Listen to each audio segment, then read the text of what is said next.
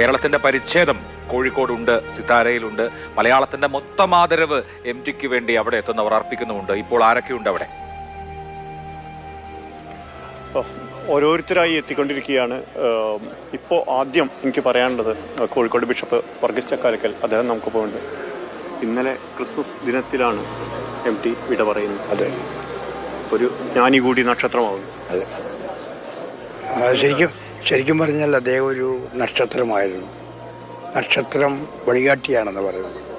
നമ്മളുടെ സാഹിത്യ ലോകത്തിലേക്ക്, മൂല്യങ്ങളിലേക്ക്, സംസ്കാരത്തിലേക്കൊക്കെ നമ്മളെ വഴി കാണിച്ചു തന്ന, എഴുത്തിലൂടെ വഴി കാണിച്ചു തന്നൊരു വ്യക്തിയാണ് അത്.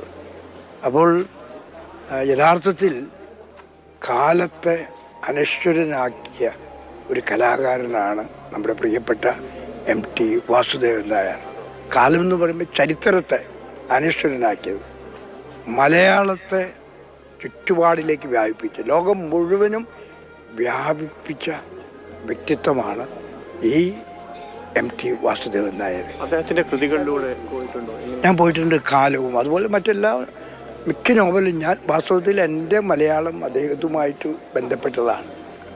ഞാൻ ചെറുപ്പം മുതലേ അദ്ദേഹത്തിൻ്റെ നോവലുകൾ, കാലം, അതുപോലെ മറ്റു നോവലുകളൊക്കെ ഞാൻ വായിക്കുമായിരുന്നു. അതൊക്കെ വായിച്ചാണ് എൻ്റെ മലയാളം പുഷ്ടിപ്പെട്ടതെന്ന് പറയാൻ പറ്റും. എനിക്ക് സന്തോഷമുണ്ട്.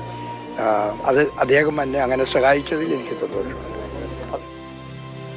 വർഗീസ് ചക്കാലക്കൽ ബിഷപ്പാണ് സംസാരിച്ചത്. ഇങ്ങനെ ഓരോ സമൂഹത്തിന്റെ ഏത് കോണിലുള്ള ഒരാളെ സംബന്ധിച്ചും MTയുടെ ഒരു സമാഹാരമെങ്കിലും അല്ലെങ്കിൽ MTയുടെ ഒരു പുസ്തകമെങ്കിലും വായിച്ചു